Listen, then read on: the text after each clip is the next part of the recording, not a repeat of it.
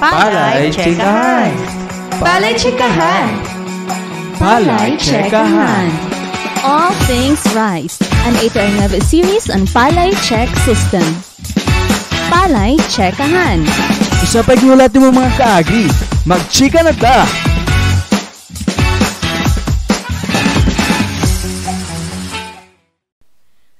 Hello everyone and welcome to the first ever episode sa Palay Chekahan, All Things Rice, an 8-9 series on the Palay Check System. O ba ni kami sa sulod sa 15 minutos kay dire atong paghisgutan ang 9 ka key technologies ug management system para masiguro ang abundang ani. So I am your host Ellen and with my guest City kay karon atong pagachikahan unsa ba jud ang Palay Check ug unsa ang first key check niini.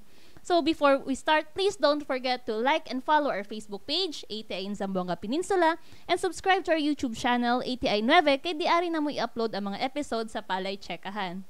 So, let's start! Okay, Miss Sit, start us atong first question. Okay, go lang. Ay, kakulbaan. Kay first episode po. Kulba jud ba sa first episode, no? Kaya natin to. Kaya natin to. Ato dyan itagay-tay hantod sa key check 9. Okay. So, what is Palay Check System, Miss Sit? Okay, so good morning lang. Good morning sa ato ang mga viewers. So, ang Palay Check System is isa siya sa gabay sa pagpapalay para sa ato ang mga rice farmers para ma-achieve nato ang taas nga abot.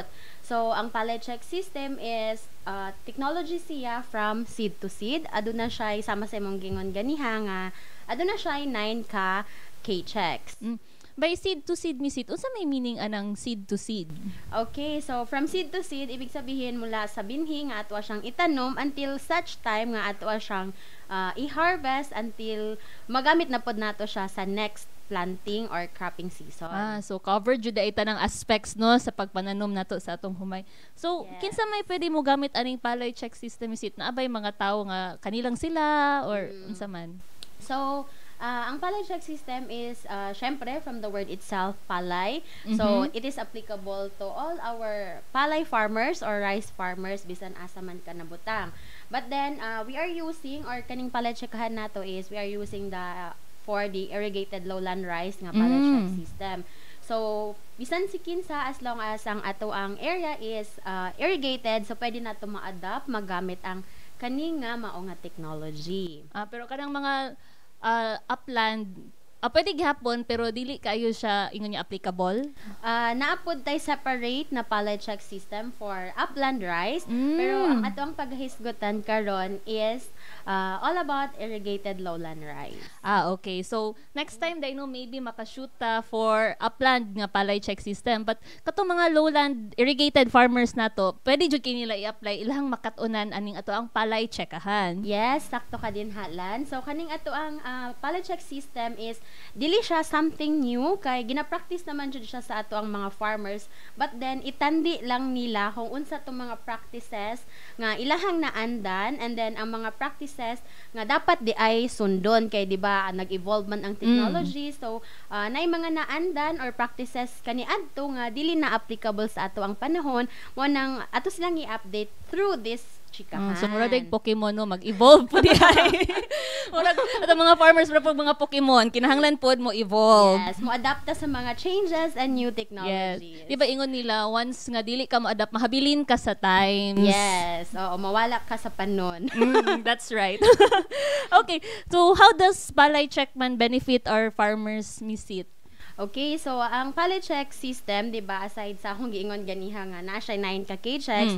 So every time nga i-follow nato ang iyahang K-checks is aduna tay mga benefits, no? Especially sa pinakadakong gasto ni farmer karon is sa labor cost and sa nutrient management. So dinhi sa ato ang chikahan pagahisgutan nato paunsa nato mapalesser ang ilahang cost especially for labor, and then naga-shift naman pud ta into mechanization. And for the nutrient management nga part is that natay ginatawag nga right eat, no? So medyo naga-advance right eat nga kaon. Yes, right okay. eat nga EAT. So, paghisgutan natin na later on kasi ang kasagaran si farmer, pinakadako nilang gasto is pag-apply sa abono, which is naatay recommended rate based sa panginahanglan no labor cost and sa input cost, especially sa fertilizer land. Oh, so inana de ay no. So labaw na karon ang problema jud sa farmer wala na mo trabaho sa field. Yes. Then mahal na kaayo ang inputs. So diri maka-learn ta unsa to pag save gamay at least di ba magkanta unsay term ana nila magkuan sa Cost bulsa. reduction. Yes. So, dapat ma-achieve nato at least 30% na cost reduction. sa Uy, medyo ato ang- dako-dako ang ilang ma-save, 30%. Yes, through our mechanization, mga smart technologies nga ato ang i-introduce sa atong mga farmers, hopefully ilahang ma-adapt ug ilahang gamiton jud sa ilahang pagpamasak para ma-achieve nato ang cost reduction sa ato ang palay production. Oh. So, manatag hisgot no kabano ta unsa ang palay check ato na discover nga unsay ma-benefit nato kung maminaw ta aning palay checkahan nato katong hisgutan ang 9 ka key checks sa tong ila-ilahon unsa ning first key check nato sa palay checkahan. So, unsa man ni ang first key check nato bisit? Okay, so ang ato ang first nga K-check sa palay check system is used high quality seeds of a recommended variety. So ang paggamit sa dekalidad, high quality o rekomendado nga binhi para sa ato ang basakan. Murag ka na ang lisod unsaon pagkahibalo kay narabay usay nga di kabalo ang farmer di siya ga-start pa mag-farming unsa nang dekalidad nga binhi unsa to pagkahibalo nga dekalidad ni siya. Yes. Okay, so natin mga key points nga pwede nato i-consider. So makaingon ta nga dekalidad, first thing is kinahanglan kini sertifikado or ginatawag nato siya nga certified seeds nga naa siya blue tag kung mamalit mo og inbreed or seeds baka ha aduna siya tag nga blue ang color.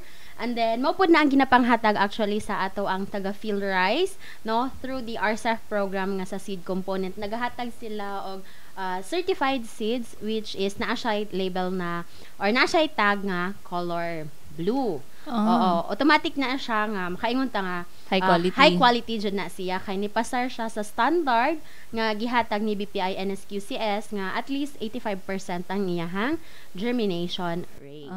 Yeah.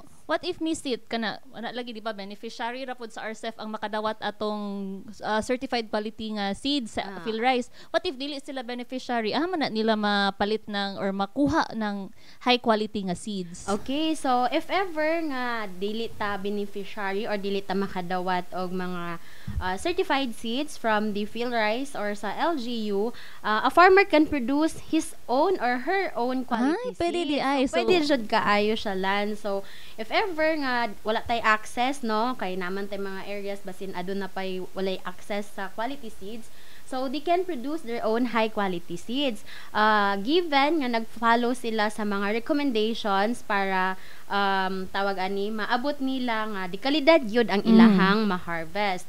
So usaan na nga activity is ang rugging no Rugging. Rugging. Nagaan ko sa rugging, mura magsayaw. So rugging, technical term, it is the removal of the unwanted, dili siya appeal, out of the line, not of the same type nga variety para ma-maintain nato ang pureness and quality sa ato ang seeds nga ato ang maabot. So pwede sad no makita sad nato physically, makita nato ang kalahian sa high quality seeds compared to dili high quality seeds is that kung high quality seeds siya mas fewer ang iyahang weed seeds no naa siya kanang gagmay or wala jud kay makita nga liso sa mga sagbot kanang mga weeds nga ginatawag nato. And then uniform sad ang ilahang sizes sa iyahang butil pari-parehas og nawong, and then wala kay makita or mga tatsa nga makita nga aduna siya mga seed-borne diseases, wala mga deformities. Gwapa. O gwapa jud siya. Yes. O di kalidad gwapa. Murag dalaga, gwapa. Murag kami. Char. Okay, so katong misit no kung ma-apply to nila kato imong gipang-ingon, mahimo na ba silang katong giingon lang nga certified seed grower? Naapod tayo ginatawag na seed grower nga certified, kana siya is nag-attend sila og training na in partnership sa atong agency which is the ATI together with the BPI NSQCS. So naga-undergo na sila og basic training course for seed growers, and then they will have to submit mga documentary requirements, and then napod sila bayaran I think it's 500 pesos. Basta ang pinaka-importante is mag-undergo sila og training for seed growers para mamahimo silang certified seed growers. Pero ikaw as a farmer, pwede sad ka mag-grow og kaugalingon nimo nga seeds. Di lang ka-claim nga certified siya. Di lang ka matawag nga certified seed grower ka. Okay. It's because wala man ka naka-undergo og Training. katong formal training for the seed growers. But akong balikon, you can produce your own high quality seeds. So mo dito na pwede naman dito mag-produce, ita mag-uol nga di ta makakita. Yes. So next pangutana mi Sid, katong daghang concerns aning unsaon nila pagpili unsay sakto nga unsay unsay ihatag sa gobyerno mo na to itanom. So unsan pagpili unsang nga variety ang bagay sa ilahang mga fields? Okay, so thank you for that question, Lan. So sa tawag ani sa RSF na program is naatay 5 ka variety nga ginahatag. So kana siya is nationally recommended varieties and regionally recommended varieties. So kana siya nga mga varieties nga gisuggest from FieldRice is adaptable na siya dinhi sa ato ang locality. So nagpasabot nga kanang mga ginahatag nga binhi sa ato ang mga farmers karon is siya dinhi sa ato ang region, no? So dili ang ay mag-uol nga basin dili ni adaptive kay kuan naman na siya, kumbaga gisala na siya from the national level nga kani nga mga varieties is maayo siya og tubo, maayo siya og abot kung sa region 9 siya tanom. Okay naman tay ginatawag katong regionally and nationally recommended varieties. Okay. Napoy kuan Ma'am Sit, regarding seeds gapon, inbred versus hybrid. Man akong itanom ani nilang duha. So, ang ato ang mga seeds is ginatawag nato siya na location specific, no? So natay mga areas nga recommended nga hybrid ang ato ang itanom, naapod tay mga areas nga recommended ang inbred varieties. So, usually, ang government, especially ang sa DRFO, na sila identified na mga provinces or municipalities na would go to inbreed or hybrid baka ha. So, farmer preference na lang ni siya. Pwede siya nga ingon ana. So, napod tay mga provinces nga focused siya sa hybrid, napod tay provinces nga focused siya sa inbred rice. So, mo dito, no? So, how about kaning kuan? Naman jud mga farmer ron nga dili pa jud mo gamit og ingon nga high quality seeds di ba Ma'am Sit? Napay tay makita nga difference sa farmer nga nagamit og regular seeds ug sa farmer nagamit og kanang high quality nga seed. Okay.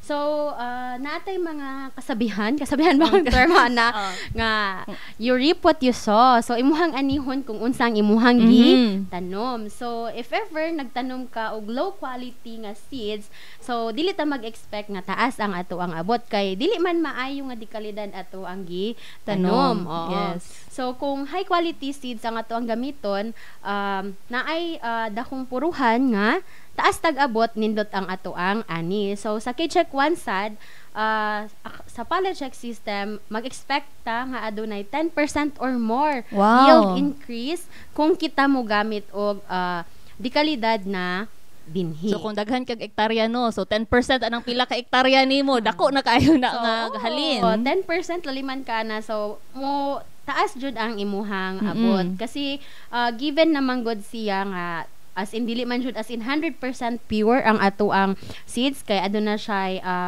20 ka buok nga mga sagol inert matter for every 500 kilograms of 500 grams of seeds, no, which is tunga sa kilo. So dili ta ka kuan nga puro jud na siya. Kana siya is quality na gani siya, na gani siya sagol di ba nga 20 pieces or 20 ka buok. What more kung ang ato ang gamiton is dili na di kalidad, daghan na siya og sagol nga mga impurities, no, sama sa mga liso sa sagbot. So basin masyak ka dili di kwalidad ang imuhang gitanom, makaingon ka unsa man niya kung humayan kanang kasagbutan ba ni kasagbutan nga gihumayan or giabunuhan nimo sagbot ra ito, sayang. Sayang. Anyway, libre man ang ato ang mga binhi. You have to cooperate lang jud sa ato ang local government units, especially to our municipal agri offices. So muduol lang jud sila no sa ilang mga MAU. Pero pinaka first jud is kinahanglan rehistrado sila sa RSBSA. So always remember katong pa ka parehistro, magparehistro na ta sa RSBSA mo duol lang ta sa ato ang Mao ra gihapon. Yes, sakto-sakto lang. Kung maglisod mo ato ni Mao mo, si nagbisita si technician nila no. So magpatabang ta sa ato mga technician. Yes, sakto. So naa ba kay mga success stories na bawaan nang nagamit sa Palay Check Visit kana short lang. I think we have a rice farmer nga bayi nga champion. Wow. Kaila ka ni Ma'am Carmen Plando. Okay, familiar si Ma'am Carmen. Oo, yes. si Ma'am Carmen is also our learning site cooperator sa RM, no? Sa Ramon Magsaysay. So, usa siya ka-champion in terms sa rice farming. Kaya siya, she is also an LFT by the way, aside from cooperator. Local farmer technician. Yes, local farmer technician sa atong DRFO. So, ang iyahang mga nakatun-an, especially sa mga trainings nga iyahang natin na i-conduct ni ATI, more on the Palay Check system, is iyahang yung gi-adapt sa iyahang pagpanguma. So, matud niya, wala na siya apply og any chemicals, no? Kay ang ato ang tanong nga palay is aduna siya compensatory ability, no, nga kaya niya i-heal. Galingan, especially in the early stages of the rice plant. So kaya niya mag-compensate sa mga damages nga kanang mga minimal nga damages rapod. Kaya niya ma-compensate, no? So wala siya spray og mga any chemicals kay nakabalo siya nga ang paggamit og chemical is dili siya maayo kay syempre dili man mamili ang sprayer nga oy wait lang di na ko igon ang ang palay. Dapat sa stemborer lang ko mag-igo. So so dili man siya host specific kay Laras man jud siya. So wala na siya naga-use gyud og any form of chemicals. So aside sa ni gamay ang iyahang gasto is ni taas ang iyahang ani. Oo, importante taas ang ani. Yes. So kung gusto mo makabalo pa jud kung how successful she is as a farmer, pwede ra jud living testimony si Ma'am Carmen Plando. Oh, I think naputay success story niyo video available sa YouTube. Yes, sakto. So lantawa lang ang success story ni Ma'am Plando or ma-inspire pud mo nga unsa jud ay benefit resulta sa paggamit aning Palay Check system. Og maora jud to no ato ang time 15 minutes na inato ra kadali ang 15 minutos na. Oh my God. So ay mo kaguol dili maguol kay naa patay 8 ka key checks nga i-discuss ato ang mga next episode sa Palay Checkahan All Things Rice. So ubani na sad mi sa sunod episode sa Palay Checkahan kay daghan pa ming ichika sa inyo mahitungod sa Palay Check system. So mao ra to siya og see you next time. See you next time. Bye bye.